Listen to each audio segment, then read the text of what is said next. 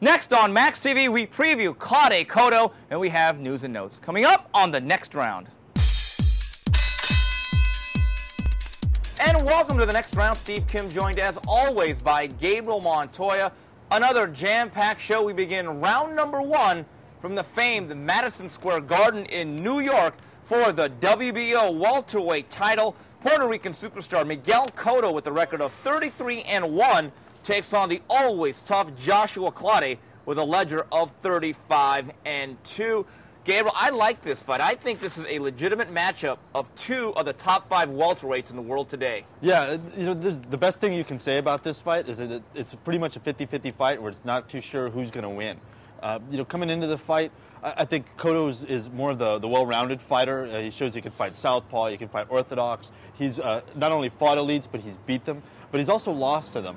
And I think there's a few X factors in this fight. One, you got to look at the Margarito fight. I think the tune-up with Michael Jennings really didn't tell us anything other than Miguel Cotto's body looked a little soft, and he's got a lot more tattoos.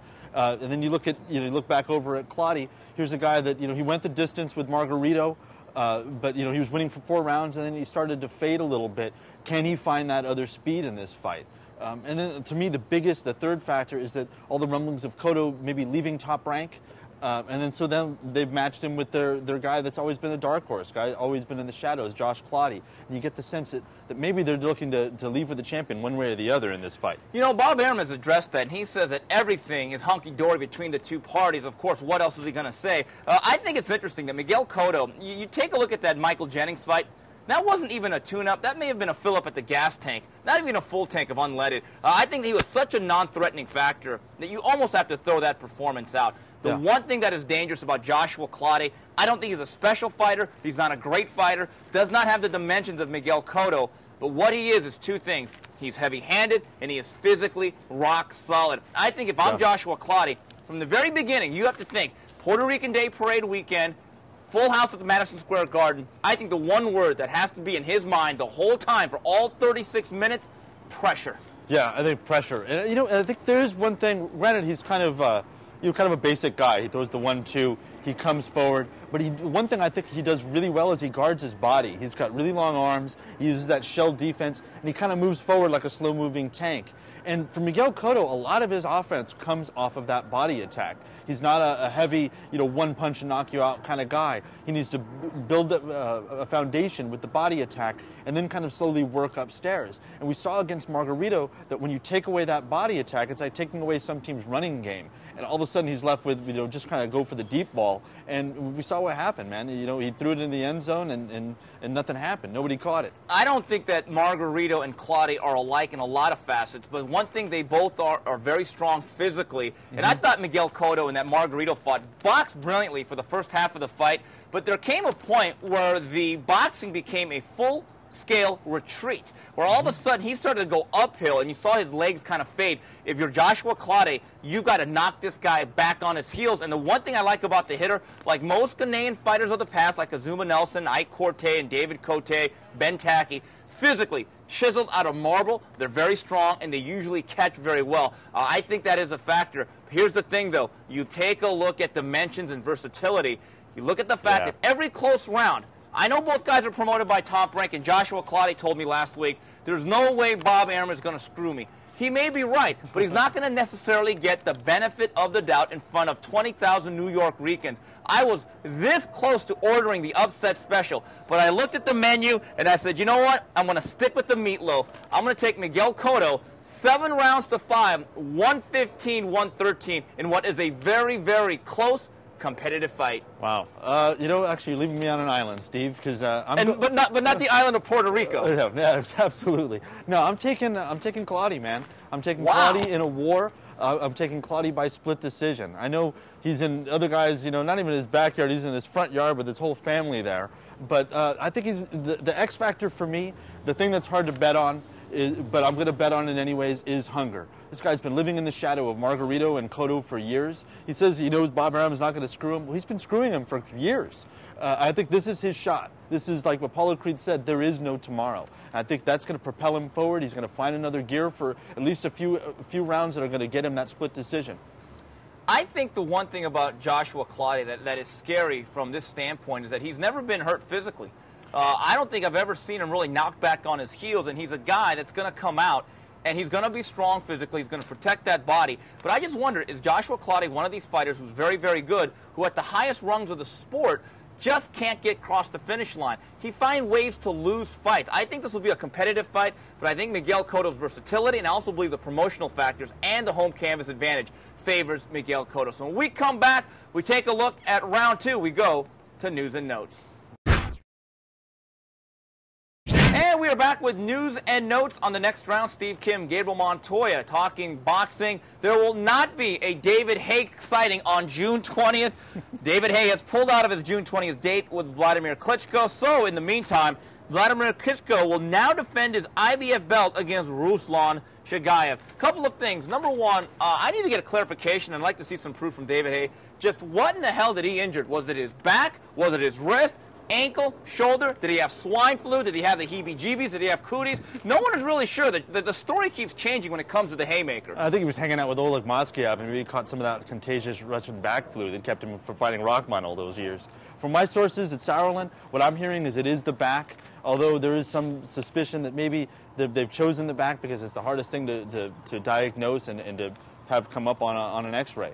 So, not quite sure, although what this does is it actually kind of opens this up for an even better fight. Ruslan Chagayev versus Vladimir Klitschko really is the fight to decide who's the man in the division, other than maybe having the two Klitschko brothers fight each other. Well, here's the thing. I think Ruslan Chagayev is the better, more accomplished heavyweight, and I think it does bring clarity to the division. And we also said last week that Ruslan Chagayev is the best heavyweight in the world without the Klitschko surname. From a stylistic standpoint, the White Tyson really is not the White Tyson. He's a guy that boxes in the pocket. He's a little bit conservative once in a while. From a pure standpoint of fireworks and excitement, no matter what happened, Klitschko-Haye was the more exciting, entertaining fight. Here's the thing, though, about David Haye. When you talk about the back injury, we know he backed out. The back injury is the boxing's version of the flu. Anytime you don't want to come into work, you call your boss and say, hey, guys, can't really come in. I got the flu. Well, I mean, that's the thing. The thing about David Haye that's interesting, the sound and the fury really signified not a damn thing. And that's the problem with talking a lot. It's entertaining, it's fun, it helps promote an event.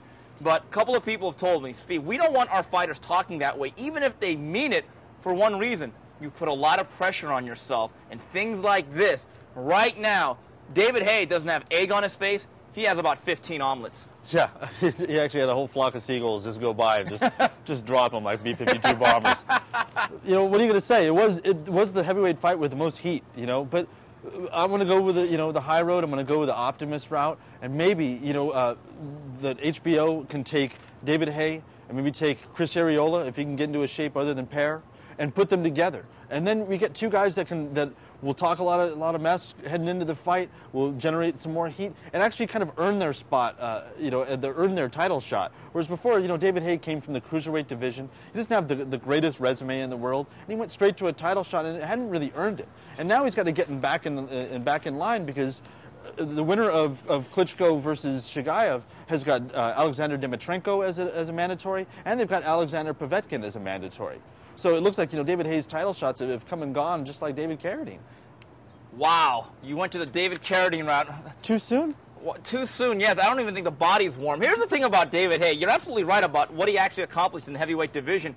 He beat Monty Barrett. That was his one heavyweight fight, and quite frankly, if you saw that fight, it really wasn't the greatest fight in the world. No. And it actually looked vulnerable in spots. The one thing about HBO, it's interesting the decision that they were going to accept David Haye, which is fine, a lot of heat. I find it interesting that here's Ruslan Chagayev, no matter what you think of his style, but his accomplishments in terms of where he ranks in the division, he is a consensus top 3 or 4 heavyweight in the world, comes in with the major belt, at least he had one in the WBA, and now HBO says, we're not accepting Chagayev because we have standards. Excuse me, why start now? This is a network, when it comes to the Klitschkos, They have taken Ray Austin. They have taken Sultan Ibragimov. They just took Hasim Rahman for Chris Arreola, who had lost 3 out of his last 4. How in the world do you accept those guys, but not an undefeated Ruslan Shagayev? Didn't they show Tony Rahman and Ruiz Oquendo? I mean, some of the most horrible fights of all time. And here's a bit of a double standard. You have Victor Ortiz fighting in a couple weeks against Marcos Medina. And he's fighting as a replacement to Andres Kotelnik. And now, Medina actually lost to Kotelnik in his last fight. But we went from a title fight to the guy that lost to the guy that's not going to be fighting on the network. It's a bit of a double standard. It is a double standard. Well, here's the thing. David Haye, who is his stateside promoter? Golden Boy. Who promotes Victor Ortiz? Golden Boy. Let's move on. Going on to the fight preview. Just one fight of note here. Friday Night Fights. Robert Guerrero and Danny Garcia in action. A pair of prospects that, not prospects, but Robert Guerrero certainly a world-class fighter. I think Robert Guerrero's got something to prove. I think that last fight didn't make a lot of fans. Let me tell you something. In today's game, I think fighters are making calculated decisions. When they ask you, when you have a cut, can you see? You don't say, I can't see. You know what you say? I can fight. And I think Robert Guerrero took the easy way out. You know what? You take a look at that March 7th card.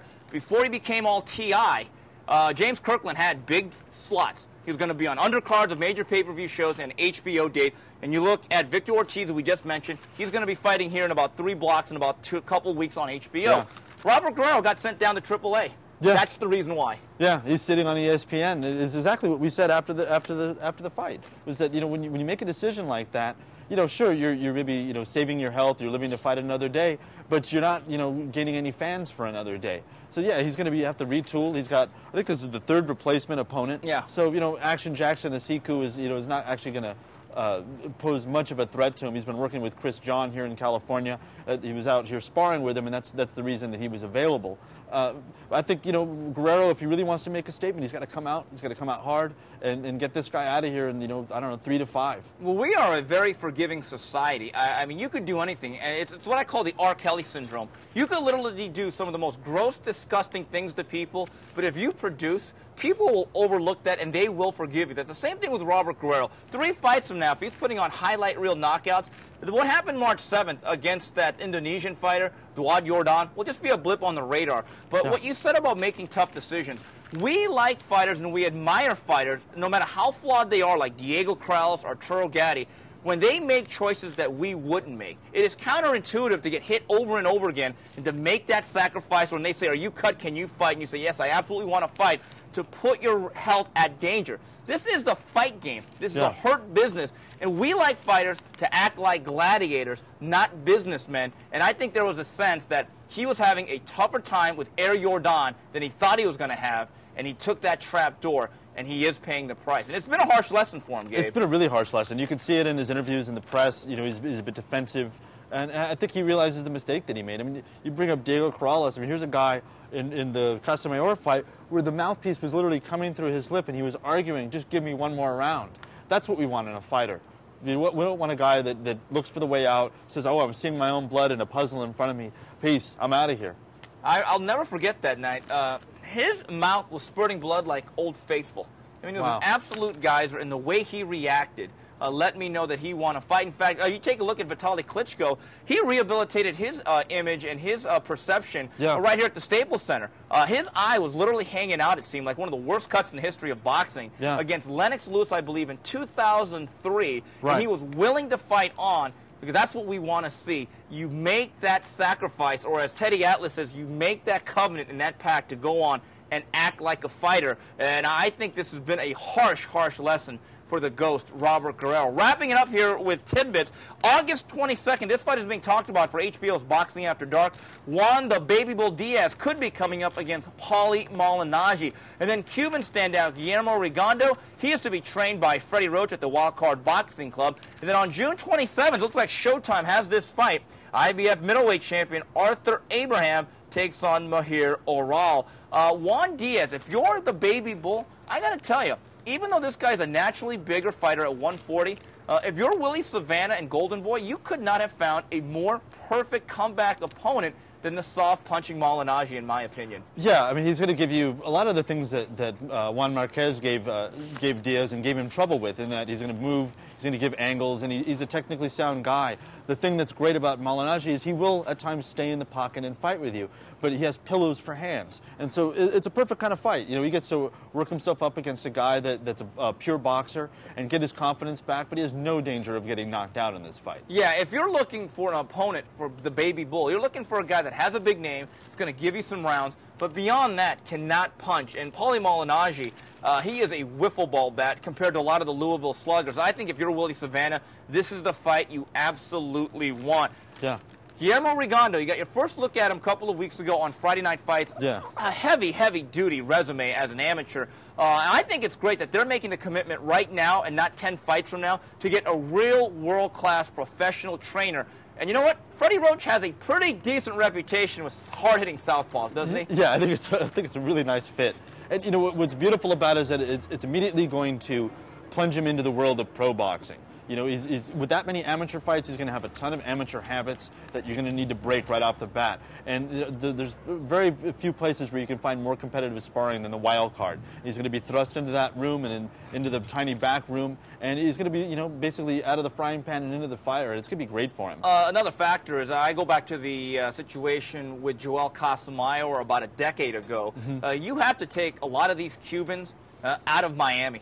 Yeah. That's like a one big 24-hour happy hour for a lot of these Cubans in that situation. Joel Casamayor, if he never moves to Van Nuys or at least situates himself with Joe Goosen, 3,000 miles away from Little Havana, I don't think his career ever becomes what it was, because it's not only just having a full refrigerator for the first time in your life and having supermarkets right by you, but the distractions in Miami for Cuban expatriates is something that a lot of these guys simply do not handle well. For me, yeah, Miami is, you know, is just a 24-hour party town. I think that's totally true. And it's the reason why Casamayor is the one guy that you always could point to and say he's the one Cuban guy that made it, and not just made it to the States, but made it at the highest level, and took that great amateur background that we always talk about with the Cubans and turned it into a brilliant pro career. I mean, you know, this guy's a little bit older, and it's going to be a little bit harder, but I think this first step says everything about what they want to do with him.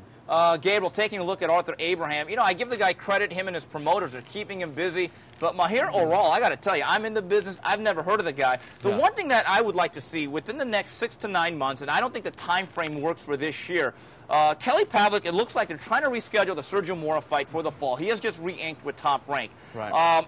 The problem with Abraham is this is a voluntary optional defense. He still has to fight Giovanni Lorenzo afterwards. I'd like to see those two guys, Arthur Abraham and Kelly Pavlik, just fight for all the marbles at 160.